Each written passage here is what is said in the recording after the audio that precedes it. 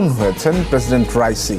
সামাজিক যোগাযোগ মাধ্যমে যা ছড়িয়েছে বিশ্বজুড়ে, আসলেই কি তাই নাকি পর্দার আড়ালে ঘটেছে অন্য কিছু? রাইসির মৃত্যুতে কার বেশি লাভ? এই সকল ইস্যু পুরো ঘটনাকে দিয়েছে রহস্যের আড়ালে। ইরানের প্রেসিডেন্ট হেলিকপ্টার দুর্ঘটনায় মারা গেছেন নাকি তাকে পরিকল্পিতভাবে হত্যা করা হয়েছে, এমন বিতর্কে সয়লাব সামাজিক যোগাযোগ মাধ্যম।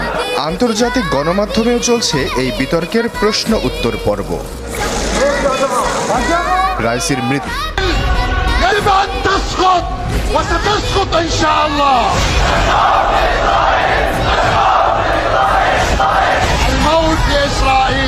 الموت لإسرائيل الموت لإسرائيل الموت لإسرائيل